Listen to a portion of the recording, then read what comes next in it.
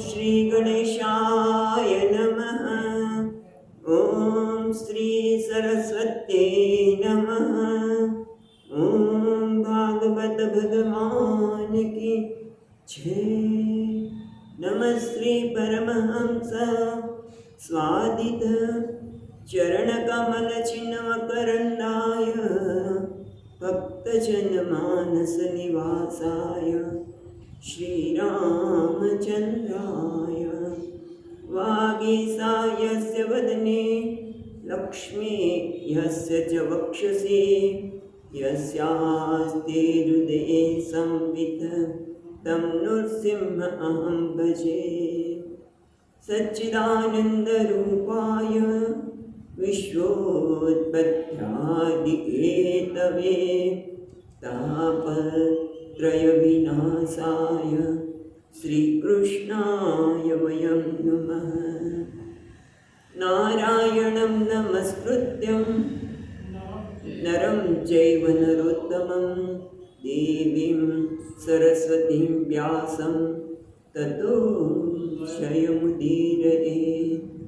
श्रीकृष्णाय वासुदेवाय हरये परमात्मने प्रणतक्लेशनाशाय गोविन्दाय नमो नमः। यं प्रवचन्तमनुपेत्यपेतकृत्यं मयि पायनो विहरकातर आजुहाव। पुत्रेति तन्मयतया तरवोऽभिनेन्दुः तं सर्वभूतहृदयं मुनिमानतोऽस्मि। जन्माद्यस्य यतोऽन्वयादितरतः चार्तेष्वभिघ्नस्वराट् तेने ब्रह्महृदाय आदिकवये मुह्यन्ति सूरयः। तेजो वारिमृदां यथा विनिमयो यत्र त्रिसर्गो मृषा ताम्नां स्वेन सदा निरस्तकुहकं सत्यं परं धीमहि। नमो भगवते तुभ्यं वासुदेवाय धीमहि प्रद्युम्नाय निरुद्धाय नमः संकर्षणाय च। ॐ नमो भगवते वासुदेवाय।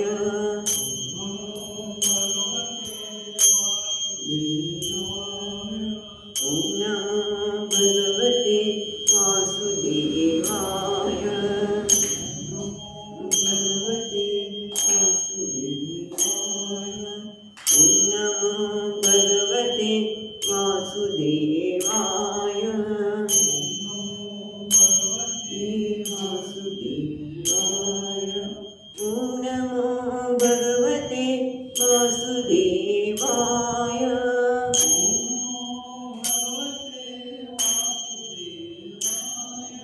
ॐ नमो भगवते वासुदेवाय। नमो भगवते वासुदेवाय।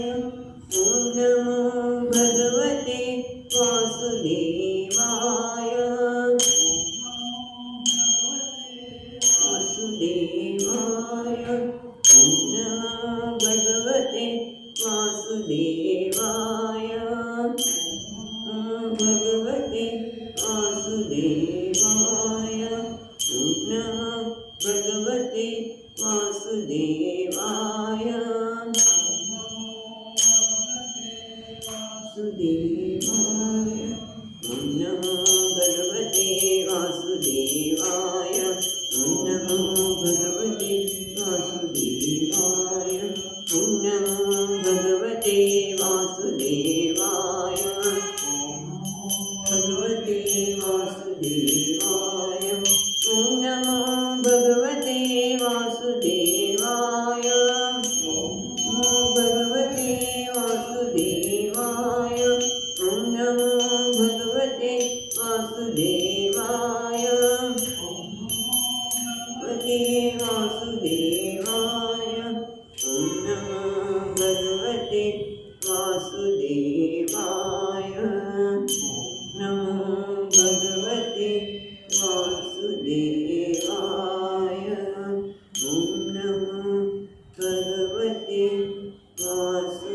વાસુદેવાય.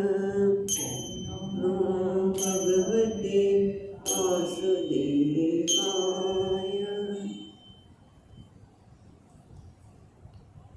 આપણે ચોથા સ્કંદના 22મા અધ્યાયમાં છીએ અને ગઈકાલે આપણે 22 શ્લોક સુધી જોયું હતું, રાઈટ? હવે એમાં આપણે જોયું એ પ્રમાણે અધ્યાયના પ્રારંભમાં જ મૈત્રેય મુનિ કહે છે કે પ્રજાજનો પોતાનું કૃતકૃત્યતા પ્રગટ કરી રહ્યા છે સ્તુતિ દ્વારા કે ખરેખર અમે ભાગ્યશાળી છે કે અમને તમારા જેવા રાજા મળ્યા છે જે અમારે બધી પ્રકારે ધ્યાન રાખે છે, ધર્મનું પણ જ્ઞાન આપનાર છે. જ્યારે આવી વાત કરતા હતા ત્યારે સનક સનકાદી જે તેજસ્વી સૂર્ય સમાન તેજસ્વી એવા સનક સનકાદી મુનીશ્વરો ત્યાં પધાર્યા છે. એમનું રાજાએ ઉઠીને સેવકો સાથે સ્વાગત કર્યું છે, આસન આપ્યું છે, ચરણ પખાર્યા છે અને ચરણો પોતાના પર છંટકાવ કર્યો છે, આચમન દીધું પણ છે. અને આમ પ્રજાને પણ બતાવે છે કે કોઈ સંત આવે તો કેવી રીતે સ્વાગત કરવું જોઈએ. અને પછી પોતે પૃથ્વી રાજા પોતાના ભાગ્યના પણ વખાણ કરે છે કે એવા મેં શું મંગળ કાર્ય કર્યા હશે કે આપ જેવા અહીંયા પધાર્યા છો. તમારા દર્શન પણ દુર્લભ છે એવા આપના અમને દર્શન થયા છે. અને સાથે સાથે એ પણ પૃથ્વીરાજા બતાવે છે કે ગૃહસ્થીના ઘરમાં કોઈ સંતનું આગમન હોય તો એ ખરેખર ભાગ્યશાળી છે. એ જ ખરેખર ધની હોય, એના ઘરમાં કદાચ ધન ન હોય પણ કોઈ સંત આવે તેનું પાદ પ્રક્ષાલન તો કરી શકે, એટલું જળ તો હોય જ ને ત્યાં, આસન આપી શકે, જમીનની વાત કરે છે, એટલું પણ કરે ને તો એ લોકો જ્યાં પૈસાદાર કોઈ નથી અને જે પૈસાદાર હોય પણ જ્યાં સંતનું કોઈ આગમન ન હોય, સંતને માનનાર ન હોય તો એનું ઘર તો સર્પને રેવાના દર જેવું છે. એ વાત કરીને બધાને બતાવ્યું કે આ ગૃહસ્થના જીવનમાં કોઈ સંતનો અનુગ્રહ હોવો જોઈએ, કોઈના સંતને પોતાના જીવનમાં સ્થાન આપવું જોઈએ. એ પછી એમનું સ્વાગતના વચન કહે છે કે તમારું સ્વાગત થાવ. હવે પોતે અમને અમારું કુશળ કેમ થાય એનો પ્રશ્ન કરે છે. કેમ? એમ ખરેખર તો કોઈ આવનાર હોય અતિથિનો કુશળ પૂછાય છે, તમે કુશળ તો છો ને, એના સ્થાને પોતાના કુશળની વાત કેમ કરે છે? કારણ કે એ લોકોને તો કુશળ કે અકુશળ એમના મતિમાં ની બુદ્ધિમાં છે જ નહીં. એમના માટે આ કુશળ છે ને આ અકુશળ છે, આ સારું છે ને આ ખરાબ છે, એ બુદ્ધિ છે જ નહીં. એટલે એમને કુશળ પૂછવાનું કોઈ કારણ નથી. પણ અમારા કેમ કુશળ થાય, અમારે કેવી રીતે અમે આ સંસારમાંથી પાર થઈએ અને આપ અમારા ઉપર કૃપા કરવા માટે જ ભગવાનના જ અંશ છો, તમે જ અમારી કૃપા કરવા માટે અમારે ત્યાં પધાર્યા છો. આમ પૃથ્વીરાજે જ્યારે કહ્યું ત્યારે મૈત્રેય મુનિ કહે છે કે સનક સનકાદી પણ ખૂબ પ્રસન્ન થઈ ગયા, કારણ કે એમના પ્રશ્નની અંદર શું હતું? એક તો અર્થગાંભીર હતું, પછી એટલું જ નહીં, જે 4 ગુણ બતાવે ને કે પ્રશ્નમાં બધા તો કોઈ પણ વસ્તુ આપણે બોલીએ ત્યારે ન્યાયપૂર્વક હોવી જોઈએ, અર્થગંભીર હોવી જોઈએ, ઓછા અક્ષરમાં પરિમિત અક્ષરમાં હોવી જોઈએ અને કર્ણપ્રિય હોવી જોઈએ.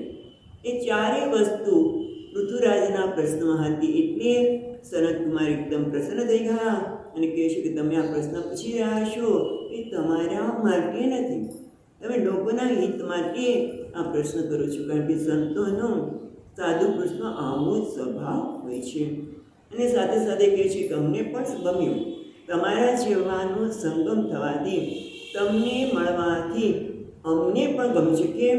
કારણ કે તમે પ્રશ્ન કર્યો, અમે પ્રશ્નનો ઉત્તર આપશું, એના દ્વારા બંનેનું તો કલ્યાણ છે પણ સાથે સાથે બંને પ્રશ્નને ઉત્તરમાં બધાનું કલ્યાણ સમહ સુખ રહેલું છે.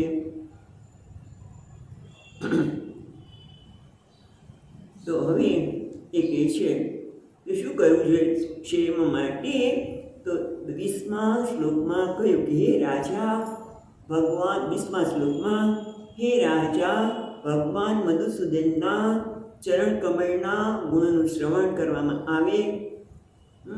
અને એ શ્રવણ કરવું પણ દુર્લભ છે બંને રીતે. શ્રવણ માટે પ્રીતિ થવી એ પણ દુર્લભ છે અને શ્રવણ કરવાનું મળે એ પણ દુર્લભ છે. સરળતાથી મળતું નથી. ક્યાં? ભગવદ્ ગીતામાં પણ કહ્યું અને શ્રવણાયાપી બહુવિધ યોન લભ્ય. કઠોપનિષદમાં પણ કહ્યું કે બધાને શ્રવણ કરવા મળતું નથી. અને જ્યારે જ્યારે આ શબ્દ વાપરું કે શ્રવણ કરવું, શ્રવણ આ પ્રકારનું મળવું એ પણ દુર્લભ છે. ત્યારે મારા દાદાજી જ યાદ આવે.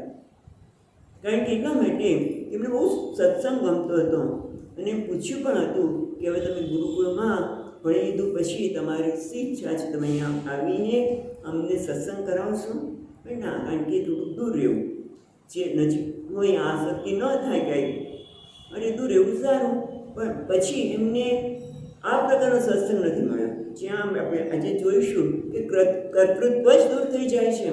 મોટે ભાગે સત્સંગમાં તો કરતા છે, કર્તૃત્વ દ્રઢ કરાવવામાં આવે છે. ભલે કર્તૃત્વને ઉદ્ભગમન કરવામાં આવે પણ કર્તૃત્વ રહે છે. એટલે આ પ્રકારનું સત્સંગ મળવો એ પણ દુર્લભ છે અને સત્સંગ માટે પ્રેમ થવો એ પણ દુર્લભ છે. બધાને થતો નથી. એટલું જ નહીં, અને પરમાત્માના ચરણારવિંદના ગુણોનું શ્રવણ કરવાથી મનમાં રહેલા બધા મળો દૂર થાય છે. અને એના કારણે શું થાય છે તો કે જે શાસ્ત્રનો નિશ્ચય 21મા શ્લોકમાં શાસ્ત્રનું તાત્પર્ય, શાસ્ત્રનો નિશ્ચય બતાવે છે કે શાસ્ત્ર જે કંઈ વાત કરે છે એની પાછળ એક જ હેતુ છે. શું? કે આત્માથી ભિન્ન દેહ વગેરે માટે વૈરાગ્ય થવો એક, અને બીજું નિર્ગુણ બ્રહ્મ સ્વરૂપ આત્મા, મારો આત્મા જે નિર્ગુણ બ્રહ્મ સ્વરૂપ છે એમાં પ્રીતિ થવી, એમાં દ્રઢતા આવી, એ શાસ્ત્રનું તાત્પર્ય છે. બધા જ સમુચિત વિચારવાળા શાસ્ત્રનું આ છે કે જેથી વ્યક્તિનું કલ્યાણ થાય. શેના થાય? કે આત્માથી ભિન્ન દેહ વગેરેમાં વૈરાગ્ય અને નિર્ગુણ પરબ્રહ્મ આત્મામાં પ્રીતિ થવી, દ્રઢ પ્રીતિ થવી. આ બે વસ્તુ થાય તો લોકોનું કલ્યાણ થઈ જાય છે. એટલા માટે 22મા શ્લોકમાં કહ્યું કે આ પ્રીતિ થવા માટે શું જોઈએ? 4 શ્લોક. 22મા શ્લોકમાં નહીં, એ પછીના બીજા 3 એટલે કુલ 4 શ્લોકમાં ભગવાનમાં પ્રીતિ થવી, આત્મા નિર્ગુણ બ્રહ્મમાં પ્રીતિ થવી અને આત્મા સિવાય દેહાદિમાં વૈરાગ્ય કેવી રીતે પ્રાપ્ત થાય એના માટે કહે છે. તો 22મા શ્લોકમાં કહ્યું, ગઈકાલે આપણે જોયું કે એક તો પણ શાસ્ત્ર અને આચાર્યના વચનમાં શ્રદ્ધા હોય. એ મારી પાસેથી કંઈ લેવા માગે છે, ઘણું બધું લાગે કે સારું સારું કંઈ લઈ લેશે મારી પાસે.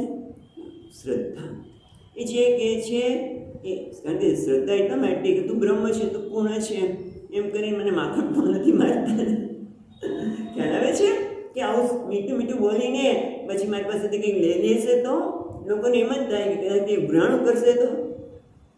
જે સંન્યાસી બનવા છે એને તો પરમાત્મા યોગક્ષેમ વહન કરશે અને પૈસાની જ્યારે જરૂર પડશે ત્યારે એને આવવાના છે. ક્યાંથી એને કયા પ્રકારે પણ સામાન્ય રીતે લોકોને એવું થાય એટલે શ્રદ્ધા ન બેસે. પણ શ્રદ્ધા એટલે એ જે કહે છે શાસ્ત્ર સમજ કહે છે માટે એનો સ્વીકાર કરવો, એ પ્રકારે મારા જીવનનો વિચાર કરવો.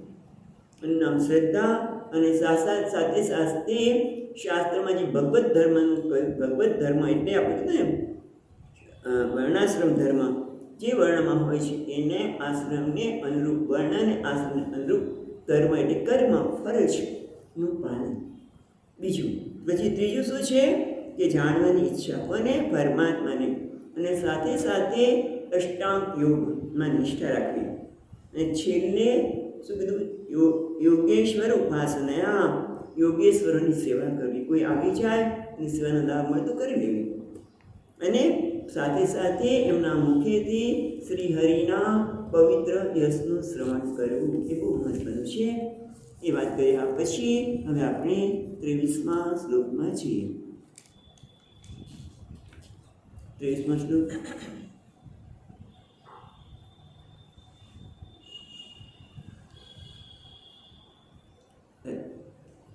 ઇન્દ્રિયારામ સગોષ્ઠયા તૃષ્ણયા તત્સમ્મતાનામ પરિગ્रहेण ચ વિવિક્તરુચયા પરિતોષ આત્મનં વિના હરે ગુણ પિયુષપાનાત.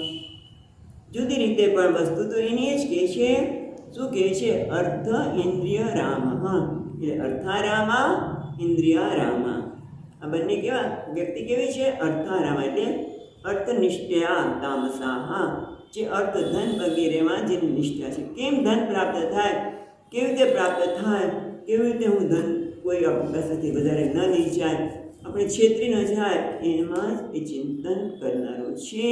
એને કે અર્થારામા કે ધનાદિ તન અર્થમાં જે રમણ કરનાર છે એવા તામસિક જન્મ.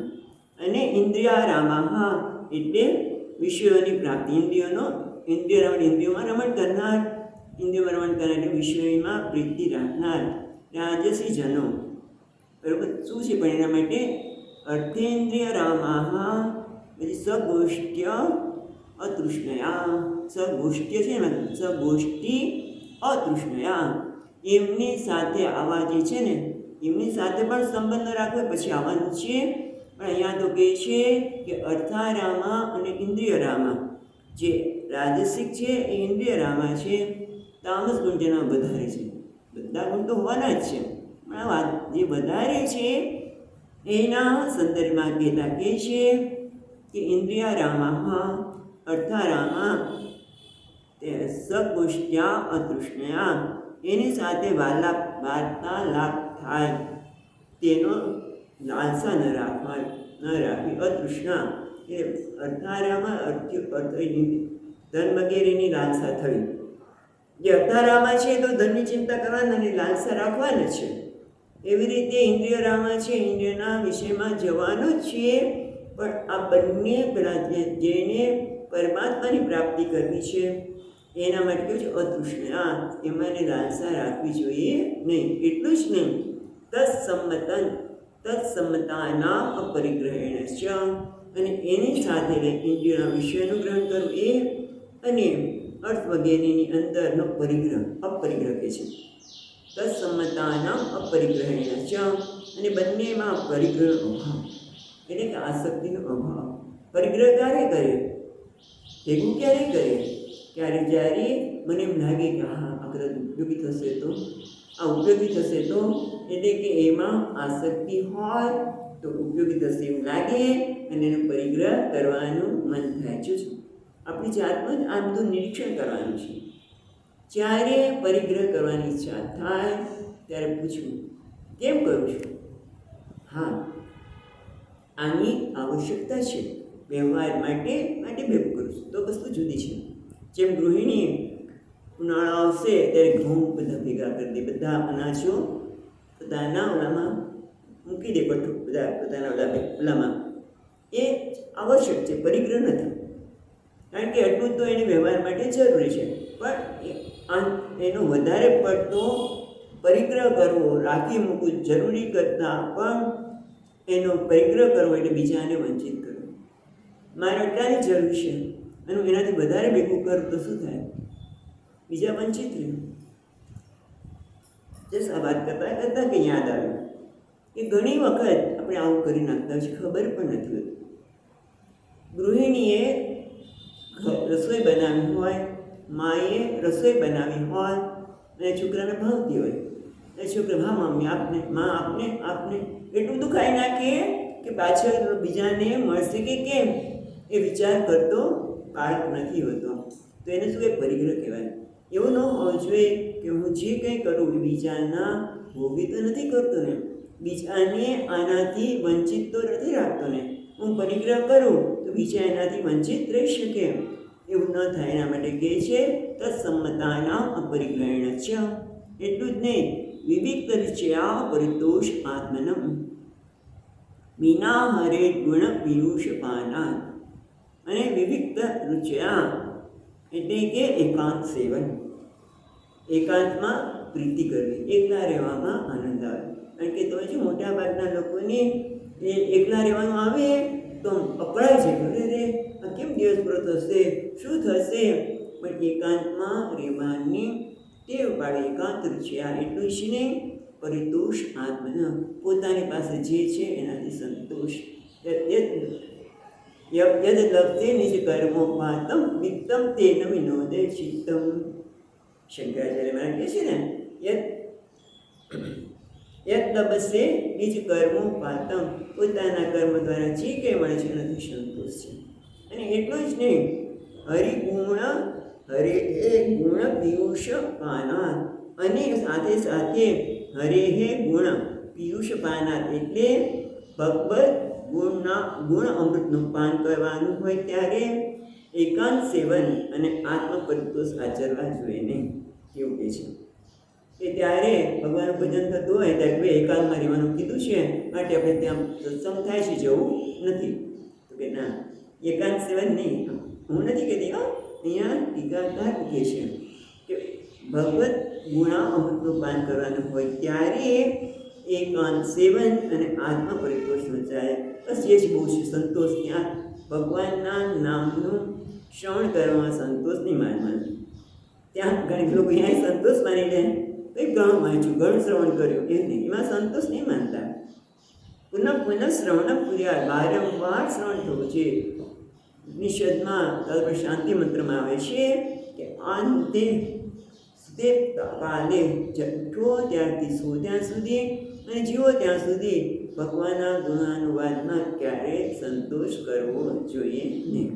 એટલે અહીંયા શું કીધું, આગળ શું કીધું પહેલાં 22મા શ્લોકમાં, આ બધા સાથે જાય છે છેલ્લે, કે શ્રદ્ધા, ભગવત ધર્મનું સેવન, જિજ્ઞાસા, યોગમાં નિષ્ઠા, એટલું જ નહીં યોગેશ્વરની ઉપાસના અને નિત્ય ભગવાનના યશનું શ્રવણ કરવું.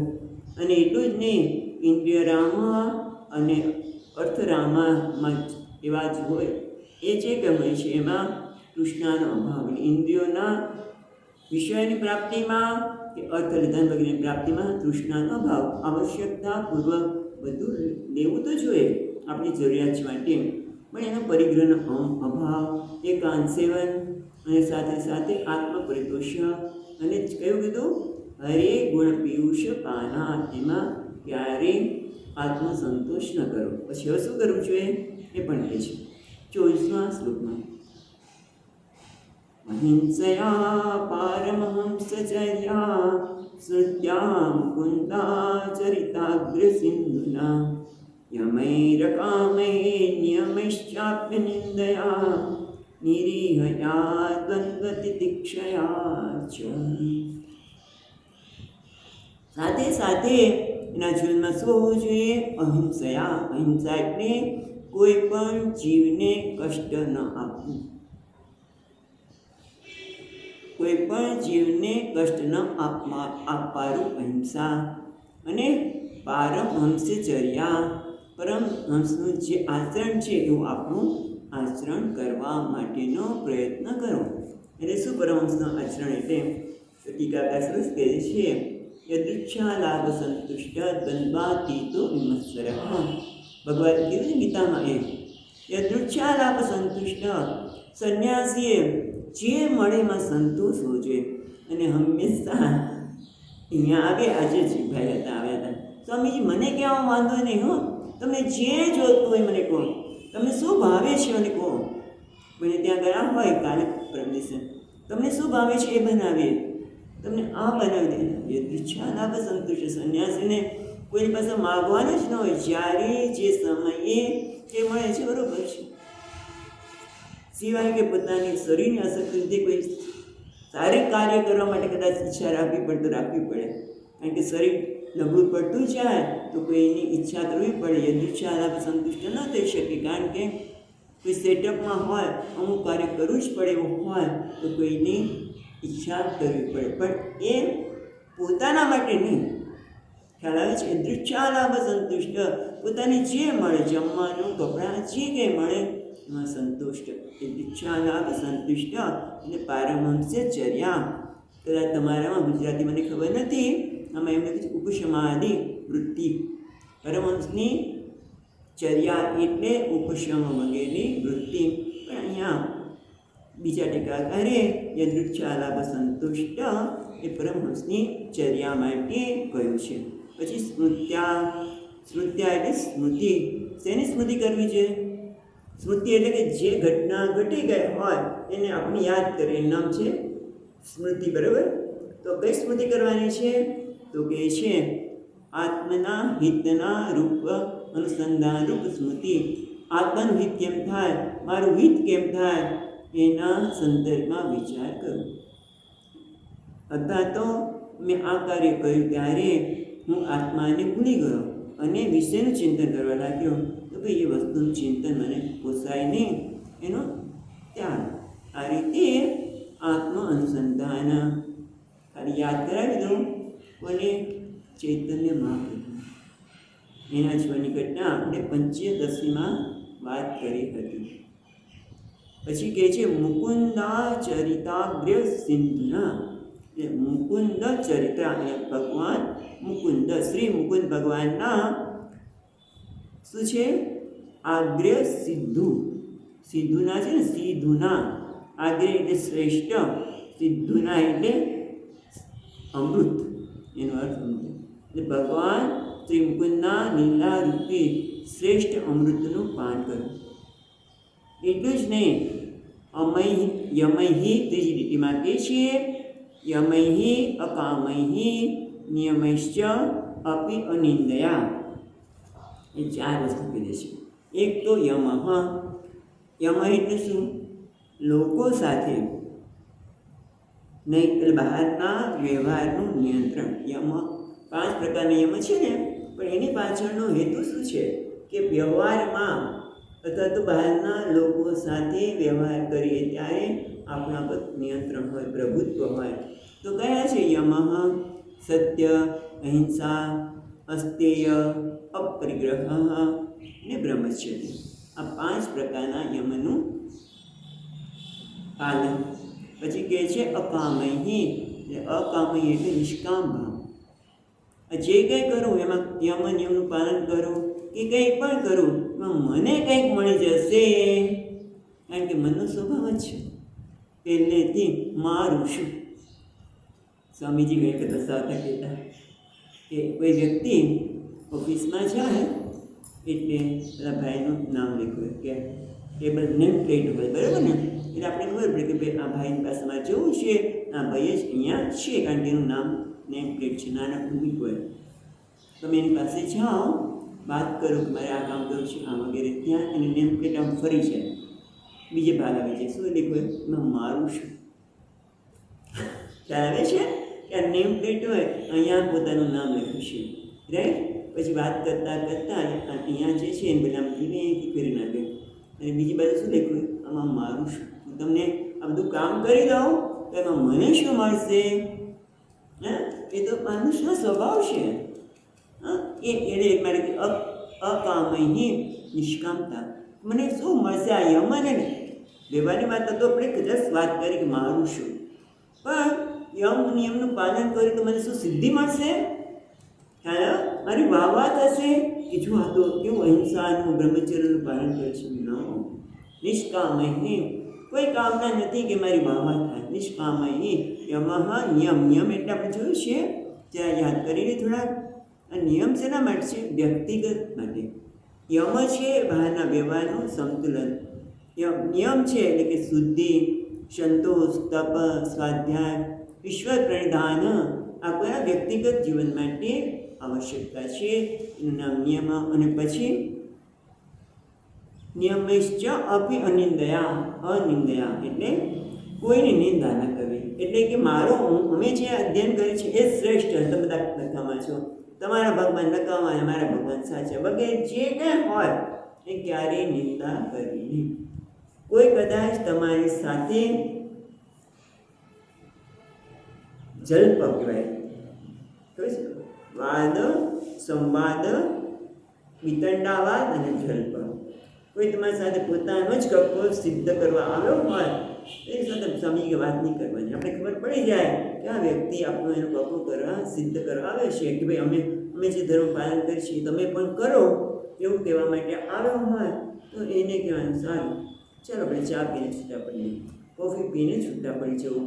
અને દયા કોઈની નિંદા ન કરવી અને નિરીહા પાછું કે છે નિરીહા અને નિષ્પૃહ વૃત્તિ અપામય અને નિષ્કામ ભાવે યમ નિયમનું પાલન અને નિરીહા કે પરિવારને નિષ્પૃહ વૃત્તિ અને દ્વંદ્વ તિતિક્ષયા.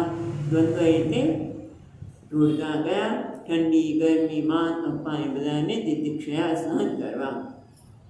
સહન કરવાની આપણે પ્રસન્નતાથી સહન કરવા. તિતિક્ષાનો અર્થ છે પ્રસન્નતાથી સ્વીકાર કરવા, સહન કરવા નહીં. કારણ કે સહન શબ્દ આવે ને એટલે શું થાય કે મારે સહન કરવાનું, મારી સાથે જ આવું થાય ના. સહન એટલે પ્રસન્નતા. આ બધું જ શેના માટે થાય છે ચર્ચા? આત્મા અનાત્મામાં વૈરાગ્ય અને બ્રહ્મમાં જે નિર્ગુણ છે એમાં પ્રીતિ. એના માટે આ બધું પેલા સાધકના, આપણા જ બધા પેલા સાધકના નહીં, હા આપણામાં આ બધું હોવું જોઈએ બરાબર કે છે. તો એનાથી શું થાય? 25મા શ્લોકમાં હવે આ બધા 22મા શ્લોકથી શરૂ કર્યું. 25મા શ્લોકમાં એનું ફળ કહેતા કહે છે હરેર્મુહૂર્તત્પર કર્ણપૂર ગુણાભિધાનેન વિજૃંભમાણયા ભક્ત્યા શંગા સદસત્યનાત્મનિ સ્યાત્ નિર્ગુણે બ્રહ્મણિ સંજસારતિઃ. કારણ કે એમણે પૂછ્યું તો અંજસા સહજતાથી અનાયાસે કેવી રીતે પ્રીતિ થાય? તો એના માટે કહે છે હરે હે મુહુ તત્પર કર્ણપુર. કર્ણપુર એટલે કર્ણનું આભૂષણ. કાનનું આભૂષણ શું હોય? સામાન્ય રીતે સરસ કરતા અલંકાર ઝુમખા કે બધા પહેરે એટલે કાનનું આભૂષણ કહેવાય. પણ અહીંયા કાનનું આભૂષણ શું છે? કોઈ અલંકાર તો પુરુષો તો પહેરી ન શકે. જે સત્સંગ કરતા હોય પુરુષો કદાચ બેનો અલંકાર ધારણ કરે, પણ એટલે સંન્યાસી તો નહીં જ. તો એ કયું અલંકાર છે? તો કહે છે કર્ણ આભૂષણ છે હરિના ગુણો. હરિના ગુણો કેવા અને સાંભળવા એ કર્ણનું આભૂષણ છે. એટલે કહે છે હરે મુહુ તથા હરિભક્તોના કર્ણને આભૂષણ રૂપ શ્રી હરિના ગુણનું વારંવાર ગુણાભિધાનેન વારંવાર ગુણનું અભિધાન કરું, વારંવાર ગુણનું અનુસંધાન કરું, વારંવાર એનું કીર્તન કરું, ગાવું. અને એના કારણે શું થાય? વિજૃંભમાણયા ભક્ત્યા. એના કારણે ભગવાનનો ભક્તિ વધવા લાગે. ત્યારે હરિનું આ બધું તો આવી જાય, હિંસા પછી યમ નિયમ વગેરે એ બધું તો આવે છે, પણ સાથે સાથે કહે છે આવું જ્યારે મન શાંત હોય ત્યારે હરિના ભક્તોના કર્ણના આભૂષણ રૂપ શ્રી હરિના ગુણોનું વારંવાર ગાન કરું, નિત્ય કરું. એના કારણે વિજૃંભણયા ભક્ત્યા, ભક્તિ એકદમ વધવા મળશે ભગવાનમાં. એ ભગવાનના ભક્તિ વધે તો બીજે મન જાય નહીં. તો છે જ. તો શું થાય? અસંગ એટલે વૈરાગ્ય. ક્યાં? સદ અસદ આત્મની છે ને, સદ સત્ય છે ને, સદ સત્ય નાત્મની. સત સત અસતી અનાત્મની. સત સત એટલે સત પછી અનિકસ અસતી આત્મની એટલે કાર્ય અને કારણરૂપ જે અનાત્મા છે એમાં વૈરાગ્ય થશે. અને સદસત્યાત્મની સ્યાત નિર્ગુણે બ્રહ્મણી અંજસા રતિઃ. એટલે આ દેહાદિદેહ વગેરે શું છે? અનાત્મા છે. એટલે કાર્યકારણરૂપ જે કે અનાત્મા છે દેહ વગેરે એમાં વૈરાગ્ય. અસંગ એટલે વૈરાગ્ય. અહીંયા અસંગતાનો અર્થ વૈરાગ્ય કરે છે. અને પરમાત્મામાં રતિ. અંજસા અનાયાસે ઉપસ્સે. બસ તમારે આટલું કરવું છે, કારણ કે એમણે આ પ્રશ્ન પૂછ્યો હતો એનો જવાબ આપે છે. હવે આગળ કહે છે આત્માથી ભિન્ન દેહાદિમાં વૈરાગ્ય અને આત્મામાં જો પ્રીતિ થાય તો શું થાય? એ હવે આપણને 26મા શ્લોકમાં કહે છે યદા રતિ બ્રહ્મણિ નૈષ્ટિકે પુમાન આચાર્યવાન જ્ઞાનવિરાગરંસઃ આચાર્ય જ્ઞાનવિરાગરંસા દહત્યવીર્યં હૃદયં જીવકોશં પંચાત્મકં યોનિમિબોધિતોગ્નિઃ. અહીંયા આપણે દ્રષ્ટાંત દ્વારા અહીંયા કહે છે ને પંચાત્મકમ ત્યાં સુધી બરાબર છે લીટીમાં, પણ યોનિ ઇવ ઉત્થિત અગ્નિ. અગ્નિ પોતાના જે ઉત્પત્તિનું કારણ છે જે કાષ્ઠ વગેરે અરુણી એને નાશ કરી દે છે. અગ્નિ કાષ્ઠને જ નાશ કરે છે. કાષ્ઠમાંથી ઉત્પન્ન થયું છે એ અગ્નિ કાષ્ઠને નાશ કરે છે. તેમ યદા રતિ બ્રહ્મણી નૈષ્ટિકીમ પુમાન, જ્યારે વ્યક્તિને પુમાન કોઈ પણ વ્યક્તિને રતિ બ્રહ્મણી નૈષ્ટિકીમ એટલે કે પરબ્રહ્મમાં નૈષ્ટિકીમ એટલે નિષ્ઠા પ્રાપ્ત ભવતી એટલે દ્રઢ. જ્યારે વ્યક્તિને પરબ્રહ્મમાં સુદૃઢ પ્રીતિ થાય ત્યારે પછી એમ કહે છે આચાર્યવાન જ્ઞાન વિરાગ રમતા. ખરેખર અહીંયા ગુજરાતી એવું કહે છે કે જ્યારે દ્રઢ પ્રીતિ થાય ત્યારે એ આચાર્યવાન બને છે, એટલે ગુરુ ભક્તિવાળો મનુષ્ય બને નહીં. કારણ કે ગુરુ ભક્તિ હોય તો જ આ બધું મળે. ગુરુ મળે તો જ આપણને સાચો માર્ગ બતાવે. ગુરુ વિના એ માર્ગમાં સરળ નથી. એટલે ગુરુવાન એ આચાર્યવાન.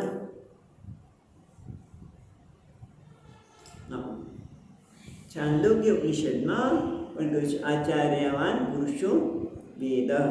જેને આચાર્ય મળ્યા છે એ પરમાત્માને જાણી શકે છે. આચાર્યવાનને લીધે ગુરુ ભક્તિમાં પ્રીતિને લીધે શું થાય છે? જ્ઞાન વિરાગ રમસા, એટલે રમસા એટલે રમહસા એટલે વેગથી એનામાં જ્ઞાન અને વૈરાગ્યનો વેગ થાય છે. એટલે ટૂંકમાં જેમ અગ્નિ એકદમ પ્રજ્વલિત થઈ જાય ને એમ જ્ઞાન અને વૈરાગ્ય એકદમ પ્રજ્વલિત થઈ જાય છે. રમસા વેગેન દહતી ને બાળી નાખે. શું બાળી નાખે છે? અવીર્યમ હૃદયમ જીવકોશમ પંચાત્મકમ. એ બાળી નાખે છે. શું બાળી નાખે છે? અવીર્યમ એટલે નિવાર્યતિ. દહતી બધું બાળી નાખે. શું બાળી નાખે છે?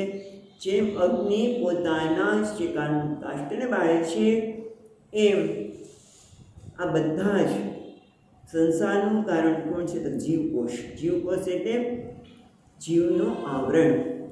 કયું છે? પંચાત્મક. આ 5 અન્નમય કોષ, પ્રાણમય કોષ, પછી કયું આવે? મનોમય કોષ, વિજ્ઞાનમય કોષ અને છેવટે આનંદમય કોષ. આપણે ત્યાં પંચદશી ચાલી એનું અધ્યયન અહીંયા થયું નથી એવું લાગે છે ને. પંચાત્મક કોષ એટલે આવરણ ઢાંકી દેવું. જેમ તલવારને જ્ઞાન ઢાંકી દે એમ આ કોષ છે જીવના પોતાના સ્વરૂપને ઢાંકી દે છે. એ કયું છે? હૃદયમ. હૃદયમ એટલે લિંગ શરીર. જે લિંગ શરીર છે સૂક્ષ્મ શરીર. લિંગ શરીર કહો એ સૂક્ષ્મ શરીર કહો કે અંતઃકરણ આવી જાય. એ લિંગ શરીરમાં એ લિંગ શરીરને જ બાળી નાખે છે. કારણ કે લિંગ શરીરને લીધે જ કર્તૃત્વ ભોક્તૃત્વ અભિમાન જનક આગળ કહેશે અને એ જીવને બાંધે છે. આ કર્તૃત્વ ભોક્તૃત્વ પછી એના કારણે બધા જ અહંકાર અસ્મિતા રાગ દ્વેષ આ બધું છે એ જીવને બાંધનારું છે. અને એને અહીંયા પંચકોશાત્મક જીવકોશમ, જીવનું જે કોષ આવરણ છે એ જે લિંગ શરીરમાં એને દહતી અવીર્યમ એને સાવ અવીર્ય કરી નાખે છે. એટલે જેમ અગ્નિ પોતાના જ ઉત્પત્તિ સ્થાનને બાળે છે એ રીતે આ જ્ઞાન અને વૈરાગ્યના વેગથી ઉત્થિત થયેલો સાક્ષાત્કાર અવીર્યમ એને વાસના શૂન્ય, એને વાસના શૂન્ય કરે છે. આના માટે ચાલો એ શબ્દ નહીં વાપરી. વાસના શૂન્ય કરવાને લીધે ફરીવાર વાસના અંકુરિત થતી નથી. જેમ બી હોય એને તમે શેકી નાખો પછી અંકુરિત થઈ શકે નહીં. એમ જ્ઞાન અને વૈરાગ્યના ગુરુની ભક્તિના કારણે સરખી તો શ્રવણ થવાના લીધે જ્ઞાન ઉત્પન્ન થાય છે અને વૈરાગ્ય બંનેને લીધે હવે લિંગ શરીર છે એનો નાશ થવાથી જે જ્ઞાન અને વૈરાગ્યને લીધે સાક્ષાત્કાર ઉત્થિત જે સાક્ષાત્કાર થયો છે એના કારણે અવિર્ય એને વાસના શૂન્ય પંચદશીમાં નથી બીજે જીવન મુક્તિમાં આ વાસના ક્ષય કહે છે. ત્યાં જીવન મુક્તિ વિવેકમાં એને વાસનાનો ક્ષય કહે છે. વાસના સંપૂર્ણ નાશ થાય છે અને એના કારણે ફરીવારે અંકુરિત થતી નથી એવું અહીંયા સમજાવે છે. પછી કે તેનાથી શું થાય? લિંગ દેહનો નાશ થવાથી શું થાય? આપણને 27મા શ્લોકમાં કહે છે.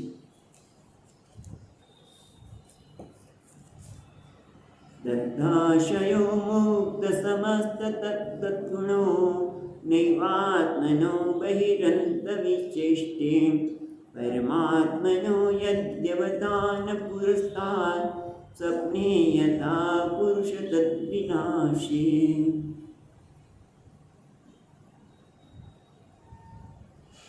એને કહે છે કે લિંગ દેહનો નાશ થાય તો શું થાય? દગ્ધ આશય. આશયનો થયા હૃદયરૂપી ઉપાધિ એટલે કે લિંગ દેહ. અને એટલે કે હૃદયરૂપી ઉપાધિમાં શું થાય? કર્તૃત્વ, ભોક્તૃત્વ, એના લીધે બધા જે ગુણો છે તે દગ્ધ એનો નાશ થયો છે. એ દગ્ધ આશય એટલે લિંગ દેહનો જ્યારે નાશ થાય છે ત્યારે લિંગ દેહ એટલે હૃદયમાં એટલે કે હૃદય ઉપાધિ યસ્ય અતઃ એવ મુક્તા ભવંતિ મુક્તા સમસ્ત તદ્ગુણ. એના કારણે શું થાય છે? મુક્ત બની જાય છે. એટલે હવે એને આ સુખ દુઃખ કશું બાંધતું નથી, કારણ કે કર્તૃત્વ પણ જતું રહ્યું છે. કર્તૃત્વ અને ભોક્તૃત્વ જ નથી રહેતું. કદાચ પ્રારબ્ધવશાત કે કોઈના ઓલા લીધે તમને ગમે તેવું બોલી જાય પણ ખબર પડે છે કે આ જે કંઈ કહે છે તમે આવા છો ને તેવા છો. હા, કોને કહે છે ભાઈ તમે આવા છો તેવા છો? ઉપાધિને કહે છે, મને નહીં. માટે એને ખોટું મગજમાં લાવી મગજને એના માટે વિચાર કરો અને ખોટું શક્તિનો વ્યય કરતો એ નથી. એટલે કે છે દગ્ધાશય મુક્ત સમસ્ત તદ્ગુણ. અને આ બધા જ સમસ્ત ગુણ એટલે કર્તૃત્વ વગેરે છે આત્માને અત્યાર સુધી ગુણ માનતો હતો. એના કારણે સુખ દુઃખ વગેરે જે ગુણો છે બધા જ હવે દુઃખ થઈ ગયા છે. એ અંદરના સુખ દુઃખ વગેરેને ન વિચેષ્ટે છે ને બહિર અંત ન એવ આત્મનો. બીજી રીતે આપણે વાંચીએ છીએ ન એવ આત્મનો બહિ અંત વિચેષ્ટે. આત્માના જે બહાર અંદરના ગુણો છે એટલે કે બહાર કોઈના વ્યવહારથી અને અંદર વ્યવહારના કારણે જે સુખ દુઃખ ઉત્પન્ન થાય છે એને દેખાતા જ નથી. આ સુખ છે ના દુઃખ છે એવું હોય અને ના પણ હોય. એટલા માટે કહે છે કે દાખલા તરીકે શરીર છે, શરીરના અમુક ભાગમાં પીડા થતી તેને ખબર તો પડે છે પીડા થાય છે, હુંકારો થાય. આપણે વાત કરી છે રમણ મહર્ષિની, રામકૃષ્ણ પરમહંસની. હુંકારો થાય પણ એ જાણે છે કે આ હુંકારો થાય છે, આ પીડા થઈ રહી છે. ક્યાં થઈ રહી છે? શરીરમાં થઈ રહી છે. હું એને જાણું છું પણ એ હું નથી. એટલા માટે કહે છે ન વિચેષ્ટે ન એવ આત્માના. આ બધું આત્માનું નથી, મારું નથી, માટે એની સાથે એ જોડાતો નથી, જોતો નથી. કેમ? તો એના માટે કહે છે કેવી રીતે જોતો નથી? એવી અપેક્ષા માટે કહે છે અંતઃકરણનું કારણને લીધે. ત્રીજી રીતિમાં જોઈએ છીએ અંતઃકરણરૂપ કારણના લીધે પર આત્માનો યદ વ્યવધાનમ પુરસ્તાદ. પહેલાં શું હતું? એક વ્યવધાન હતું. પણ મારું અને પરમાત્મા છે, હું જુદો અને પરમાત્મા છે, હું દ્રષ્ટા અને અદૃશ્ય. વ્યવધાન થઈ ગયું ને. હું દ્રષ્ટા છું, આ જગત મારા માટે દ્રશ્ય છે, આ મારા માટે સુખનું સાધન છે અથવા તો દુઃખનું સાધન છે કોઈ વસ્તુ, રાઈટ? એ બધા વ્યવધાન હવેના દૂર થઈ ગયા છે. એટલે કહે છે પર આત્માનો યદ વ્યવધાનમ પુરસ્તાદ. એ બધા જ દૂર થઈ ગયા છે. જેવી રીતે સ્વપ્ને યથા પુરુષ તદ વિનાશે. જે સ્વપ્નમાં આવ્યું ને સ્વપ્નમાં કંઈ દુઃખ થયું ને એક સુખે મળ્યું, બધું જ મળે સ્વપ્નમાં. ક્યારેક બધું માન મળ્યું હોય, હા, કેટલી ફૂલ હાથ તોરા કર્યા, કેટલું માન આપ્યું. અને પછી બધા થોડીક વાર પછી એવું પણ સપનું આગળ વધે કે ભાઈને બહુ અપમાન કર્યું. આ બધું થયું, પણ ક્યાં સપનામાં ત્યારે જે કંઈ ઘટના ઘટી એ જાગતા શું થાય છે? કશું રહેતું નથી. જાગતા પછી એમ નથી, જાગી જાય પછી અરે રે મારે મને આવું કહ્યું, અથવા તો ઓહો મારું કેવું સન્માન થયું, કશું જ રહેતું નથી. એ રીતે જે વ્યક્તિ જાગી ગઈ છે પરમાત્મામાં, જે વ્યવધાન દૂર થઈ ગયું છે, પર આત્માનો યદ વ્યવધાનમ પુરસ્તાદ, જે પહેલાં હતું એ બધું જેમ દૂર થઈ ગયું, જાગી ગયો, પછી હવે એ સુખ કે દુઃખની વૃત્તિ મનમાં એ પણ આણતો નથી. સુખ દુઃખ વૃત્તિ ન આણીએ તો નરસિંહ મહેતાનું ભજન છે, પણ આ ટૂંકમાં એને થતું જ નથી, આણવાની વાત જ નથી. એને એ પ્રકારની વૃત્તિને સત્યતા આપતો જ નથી. એટલા માટે કહીએ તો સત્ય વૃત્તિ એનામાં ઉઠતી પણ નથી. એટલે ટૂંકમાં દ્રષ્ટા અને દ્રશ્યના ભેદની પ્રતીતિ જે અહંકારને કારણે થતી હતી તે અન્વય અને વ્યતિરેક દ્વારા હવે સિદ્ધ કરે છે. દ્રષ્ટા અને દ્રશ્ય, હું દ્રષ્ટા છું, આ દ્રશ્ય છે, એની પ્રતીતિ કોના લીધે થાય છે? તો અહંકારના લીધે. એ કેવી રીતે બતાવે છે કે અન્વય અને વ્યતિરેક? આપણે ખબર છે, આ એક શાસ્ત્રની પદ્ધતિ છે. અન્વય વ્યતિરેકાભ્યામ નિષ્પ્રપંચ પ્રપંચતે. અન્વય વ્યતિરેકાભ્યામ નિષ્પ્રપંચ પ્રપંચતે. અન્વય અને વ્યતિરેક દ્વારા એ નિષ્પ્રપંચ પરમાત્મા છે એને પ્રપંચ એને બતાવે છે. અન્વય એટલે બધું હોવું, કોઈ પણ વસ્તુનો ક્યારે અભાવ ન હોય એટલે અન્વય. જેમ હાર છે એમાં દોરાનો અન્વય છે, દરેક ફૂલમાં દોરો છે, પણ વ્યતિરેક એટલે દોરો છે, ફૂલ ન પણ હોઈ શકે, વ્યતિરેક. ચાલો એ રીતે અહીંયા રીતે બતાવે છે 28મા શ્લોકમાં.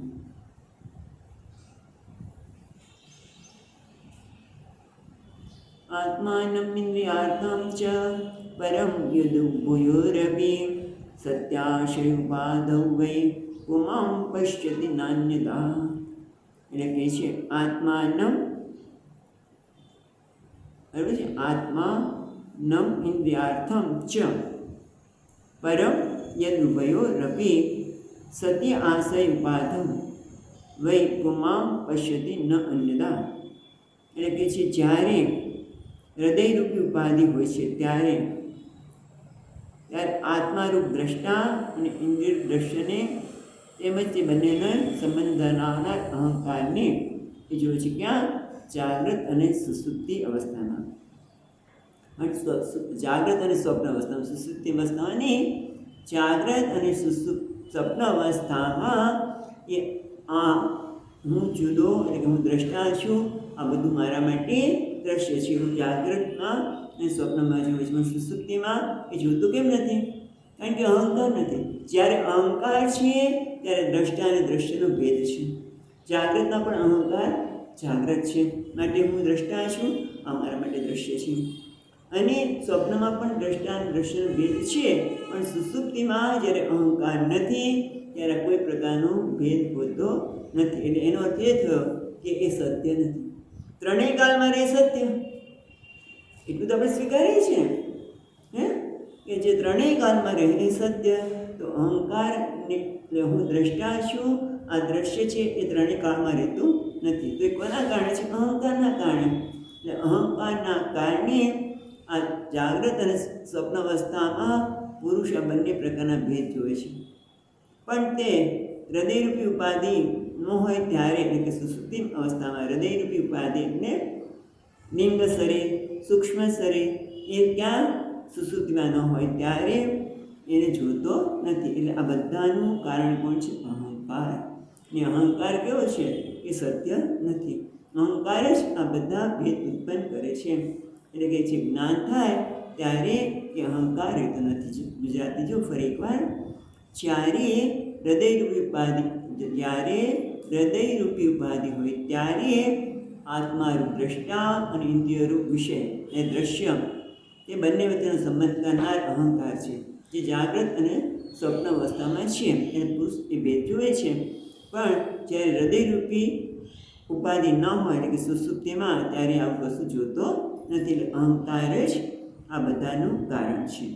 એના માટે એક શ્લોક છે દ્રશ્ય અનુરંજિતમ દૃશ્યમ દ્રષ્ટ અનુરંજિતમ. અહીંયા કહે છે દ્રષ્ટા એ દ્રશ્યથી રંગાયેલો છે. દ્રષ્ટા છે દ્રશ્યને જોવે એટલે એની અસર એના પર પડે. દ્રષ્ટા દ્રશ્યથી રંજિત થયેલો છે, દ્રશ્ય છે એ દ્રષ્ટાથી રંજિત થયેલો છે. કેમ? દ્રશ્યનું માન ક્યારે થાય, દ્રશ્યની કિંમત ક્યારે થાય? જ્યારે દ્રષ્ટા હોય ત્યારે ને.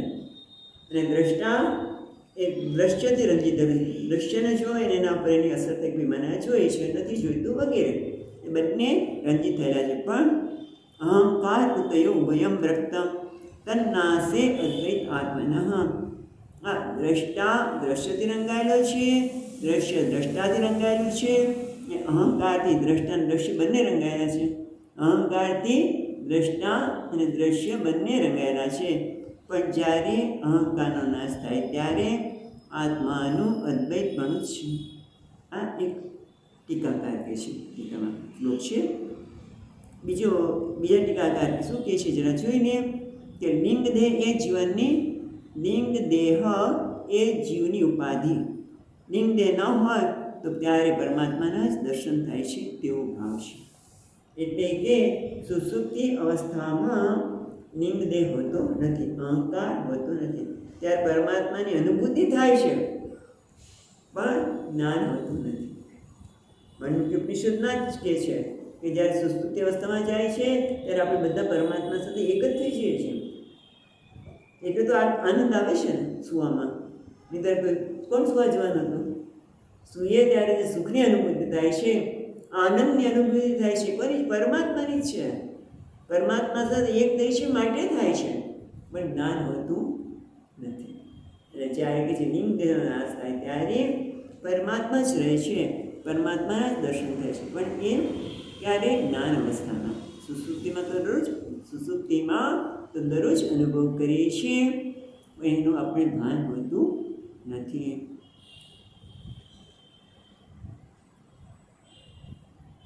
હવે એક જ આત્મામાં દ્રશ્ય વગેરે ભેદની જે પ્રતીતિ થાય છે એ ઉપાધિના કારણે છે. દ્રષ્ટાંત દ્વારા સમજાવીશું. 29મો શ્લોક. નિમિત્તે સતિ સર્વત્ર ચલાદાવપી પુરુષઃ આત્મનશ્ચ પરસ્યાપી વિદામ પશ્યતિ નાન્યદા. નિમિત્તે સતિ સર્વત્ર, લોકે અપી જગતમાં પણ બધે, સર્વત્ર જલાદાવપી, જલાદાવપી એટલે જલ આદવ, જળ વગેરે. એટલે કે જળ વગેરે એટલે શું? દર્પણ પણ આવે ને. પછી સ્વામીજીની ભાષામાં કહીએ તો ટાલ. સ્વામીજી ઘરે પોતે એટલું મજાક કરીને કે ટાલમાં બહુ ઘણી ટાલ સરસ હોય ને ચમકતી હતી, એમાં આપણું મોઢું દેખાય. આ તો સ્વામીજીના સારા કંઈ મદદ કાઢીને હતી. એ પોતાના પણ આનંદ કરે મહારાજ. જલાદવ એ જળ દર્પણ વગેરેમાં જેમ આપણે પ્રતિબિંબ દેખાય જ્યારે જળ વગેરે હોય, ત્યારે ન હોય તો પ્રતિબિંબ દેખાય નહીં. એટલે કે છે નિમિત્તે સતિ સર્વત્ર ચલાદવ અપી પુરુષ.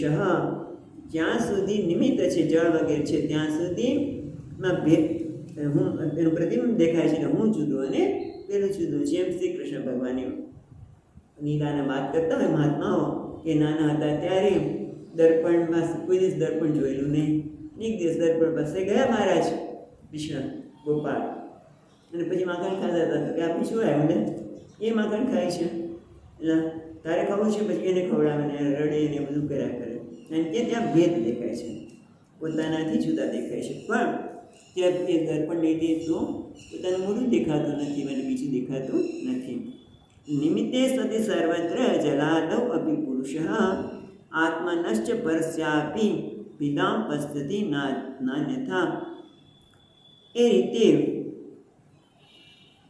જ્યારે બાહ્ય જળ હોય ત્યારે મનુષ્યને પ્રતિબિંબ અને પ્રતિબિંબ રૂપ બે ભેદ દેખાય છે, અન્ય સમયે દેખાતા નથી. તેમ આત્મા છે બિંબરૂપ છે અને પરસ એટલે પ્રતિબિંબરૂપ એટલે અંતઃકરણ વગેરે. એ ક્યાં સુધી છે? જ્યાં સુધી લિંગ શરીર છે ત્યાં સુધી. પ્રતિબિંબ બીજા ભેદ જુએ છે, પરંતુ જડત ન હોય, જેમ લિંગ શરીર ન હોય તો ભેદ જોવા મળતા નથી. આમ અનાસક્તિ અને આત્મામાં પ્રીતિ હોવી એ જ મોક્ષનું કારણ છે. એ આ 4 શ્લોકમાં વાત કરી. અને એને બતાવવા માટે અનાસક્તિનું કારણ શું છે? અહંકાર. એ અહંકાર કેવો છે? સત્ય નથી. એનો અન્વય વ્યતિરેક દ્વારા પણ બતાવેલું. ટૂંકમાં ત્યાં સુધીમાં વૈરાગ્ય, અનાસક્તિ કહો કે વૈરાગ્ય કહો, અને આત્મામાં પ્રીતિ જે મોક્ષનું કારણ છે એની વાત કરી. હવે એની પછી એક દ્રષ્ટાંત બતાવી દઈશું. આ જળનું તો બતાવ્યું, બિંબ અને પ્રતિબિંબનું. એવી રીતે 30મા શ્લોકમાં એક દ્રષ્ટાંત બતાવી દે છે, જોઈ લઈએ બધું. આગળ પછી જોઈશું. ઇન્દ્રિય વિષયાકૃષ્ટૈઃ આક્ષિપ્તં ધ્યાયતાં મનઃ ચેતનાં હરતે બુદ્ધેઃ સ્તંભતયોમિવ હૃદાત. એટલે સ્તંભતોયમિવ હૃદાત. એ જેમ તળાવ હોય એ તળાવના કિનારે જ્યાંના ઘાસ ઉગેલા હોય, પાણી ક્યાંથી લે? તળાવમાંથી. અને આપણે બહાર લીલાછમ દેખાતા, પણ એ પાણી ક્યાંથી લે છે? તોયમ. તો એ છે એ ક્યાંથી ખેંચે છે?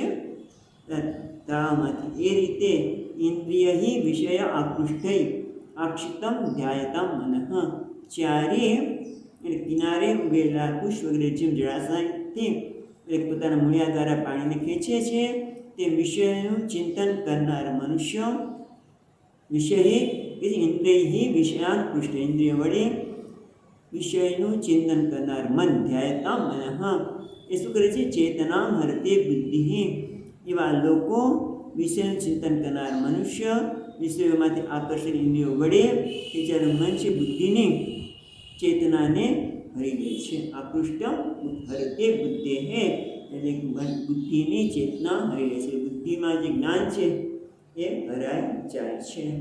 યાદ કરી દેજો. ધ્યાય તો ખાલી શ્લોક યાદ અપાવે છે. ભગવદ્ ગીતાનો શું શ્લોક છે? ધ્યાયતો વિષયાન સંગસ્તે શુભ જાયતે સંગા સંજાયતે કામઃ. પછી કામાત ક્રોધો વિજાયતે. Very good. કામાત ક્રોધો વિજાયતે ક્રોધાત ભવતિ સમોહ સમોહ સ્મૃતિ વિભ્રમ સ્મૃતિભ્રંશાત બુદ્ધિનાશઃ બુદ્ધિનાશાત નશ્યતે. એવું જ કંઈક અહીંયા ભગવાન ભાગવતમાં કહેવા માંગે છે. ચાલો આપણે અટકી. સચ્ચિદાનંદ રૂપાય વિશ્વોત્પત્યાદિ હેતવે તાપત્રય વિનાશાય શ્રી કૃષ્ણાય વયં નમઃ.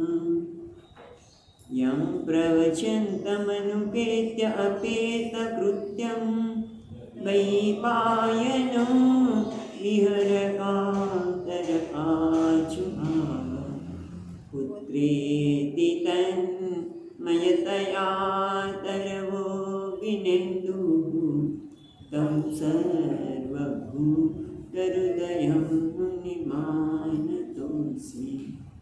ॐ शान्ति शान्ति शान्तिः. हरिः ॐ. श्रीगुरुभ्यो नमः. हरिः ॐ.